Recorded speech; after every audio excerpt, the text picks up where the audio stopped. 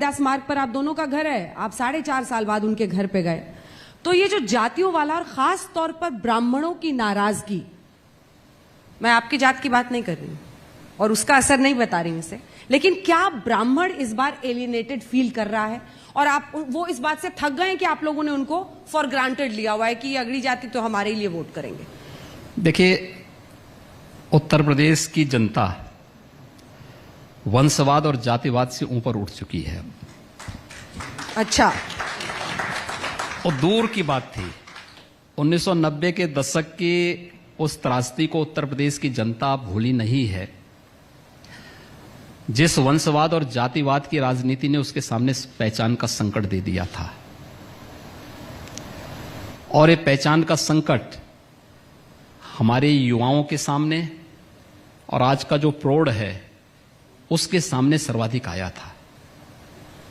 वह उससे ऊपर उठ चुका है। ये वे लोग हैं जनता के द्वारा ठुकराए गए लोग हैं। कैबिनेट एक्सपेंशन में मैं आपको यूपी के मंत्रियों का नाम गिनाऊं सर, और देश के प्रधानमंत्री ने देश की संसद में कहा कि अगर विपक्ष संसद नहीं चलने दे रहा है और मंत्रियों का स्वागत नहीं कर रहा है तो वो ओबीसीज और दलित का अपमान कर रहे हैं।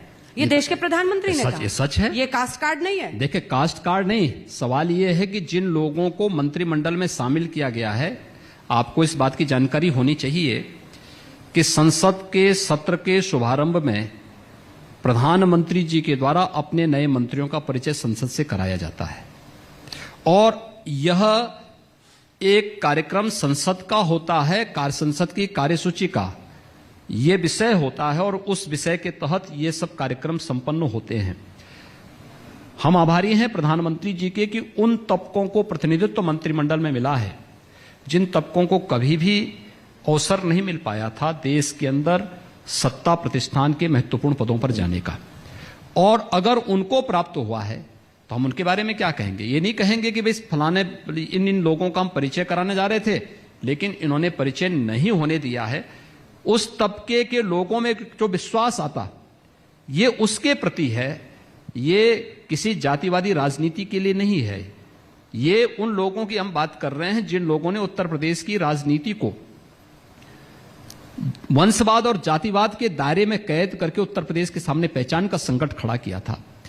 वे लोग देखिए जनता के द्वारा बार बार ठुकराए जा चुके हैं। योगी जी, हाँ। जितिन प्रसाद को लाने के पीछे की आप वजह बता दीजिए, हम समझ जाएंगे। जिस व्यक्ति ने पिछले 3 चुनाव हारे हो उनको आपकी पार्टी क्यों लेकर आई? आपको ये सच्चाई भी जानकारी होनी चाहिए कि जितिन प्रसाद तो लोकसभा चुनाव में बीजेपी ज्वाइन करना चाहते थे।